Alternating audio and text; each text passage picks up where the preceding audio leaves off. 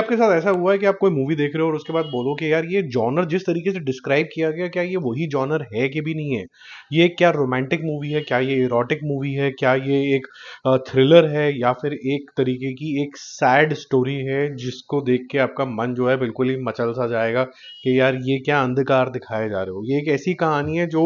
मेरे ख्याल से मधुर भंडारकर जिस तरीके की मूवीज बनाया करते थे, उस तरीके के जोन के अंदर ये चले जाते हैं, जहाँ पर जो एंड होता है वो इतना प्लीजिंग तो नहीं होता है। यहाँ पर मैं बात करूँ अनोरा की, और यहाँ पर जो लाइफ है एनी की, वो इतनी अच्छी तो नहीं चल रही, क्योंकि वो एक प्रोस्टिट्यूट है और उसके लिए क्या कुछ जो भी करना पड़ता है, लोगों को प्लीज करना पड़ता है, और एक तरीके की सैडनेस है जब वो अकेली होती है, और एक तरीके की बड़ी अच्छी सी स्माइल और ग्रीटिंग है जब वो अपने क्लाइंट्स के साथ मिल रही है। एक दिन जो उसको नया क्लाइंट मिलता है,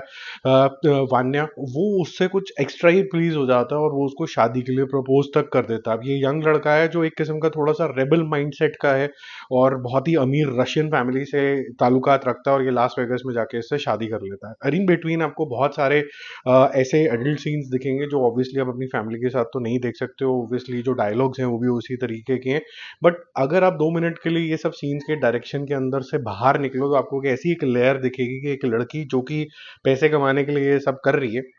उसके कुछ सपने हैं जैसे किसी और लड़की के भी हो सकते हैं, अचानक से उसको एक सिंड्रेला के जोन के अंदर डाल दिया जाता है, जहां पर ये पता चलता है कि एक ऐसा प्रिंस चार्मिंग है जो उसको एक खूबसूरत सी जिंदगी दे सकता है, और उसके बाद जो उसी के पेरेंट्स हैं लड़के के, वो उसके कंप्लीट खिलाफ हो जाते हैं, और किस हद तक जाते हैं वो आप मूवी के अंदर देखते हो। जिस तरीके की डायरेक्शन है इन्होंने बिल्कुल ही रियल तरीके से दिखाया गया है। एक प्रोस्टिट्यूट से अगर आप का मोहब्बत हो जाए तो उसके लिए आपको बहुत सारे ऐसे सीन्स दिखाने होंगे जो फटाफट से चल भी सकते थे, लेकिन यहाँ पर इन्होंने पूरे कपड़े शपड़े सब कुछ खोल दिए ताकि आपको उस तरीके की गहराई जो है वो समझ में आ पाया। बहुत से लोग जो इमेच्योर होंगे वो इसको सिर्फ इसलिए देखेंगे कि इसके अंदर एक्सप्लिसिट सीन्स हैं, but if you go deeper, और जो आपको एक्टिंग यहाँ पर दिखेगी वो बहुत ही, मिकी मेडिसन की एक्टिंग जो दिखेगी वो बहुत ही ज्यादा जबरदस्त है, क्योंकि एक साइड के अंदर आप देखोगे कि वैसे एक्सप्रेशन एक नॉर्मल लड़की जैसे हैं जो स्ट्रगल कर रही है लाइफ के अंदर, और कहीं ना कहीं सैडनेस उसके चेहरे में दिखेगी, but at the same time when she is with other people जो उसके क्लाइंट्स हैं, तो अचानक से एक अजीब सा ही उसके चेहरे पे स्माइल आती है, she is pleasing the other person, और ऐसा लगता है कि उस इंसान को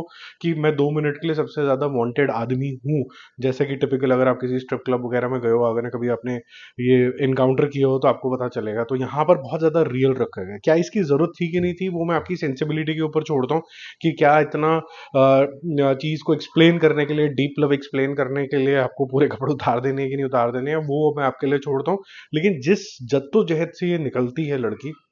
और जो कुछ होता है मूवी के अंदर, वो आपका दिल जरूर दिला देता है। अब स्टार्टिंग के 40 मिनट के अंदर आपको लगता है कि मूवी के अंदर बहुत कुछ हो गया है और आपको बहुत कुछ समझ में आ गया। ये गलती आप प्लीज मत करना, क्योंकि आपको बहुत सारी चीजें एक्चुअली में भी दिखाई जाती हैं 40वें मिनट के बाद। ये 2 घंटे लंबी पिक्चर है, और 1 घंटा 20 मिनट के बाद जो कुछ होता है इस मूवी के अंदर वो आपको जेन्युइनली हिलाता है। आपको यहाँ पर प्यार भी दिखता है, डिसीट भी दिखता है, थोड़ा लालच भी दिखता है, और एक पावर स्ट्रगल भी दिखती है, और साथ साथ में आपको दिखता है कि जो पावरफुल लोग हैं वो किस तरीके से सप्रेशन कर सकते हैं। क्या इस लड़की की जो हिम्मत है वो एंड में टूट जाती है कि नहीं टूट जाती, वही क्रक्स है इस मूवी का। एक अच्छे तरीके से डिस्क्राइब करी हुई मूवी है, but at the same time अगर मैं ये बोलूं कि क्या इतना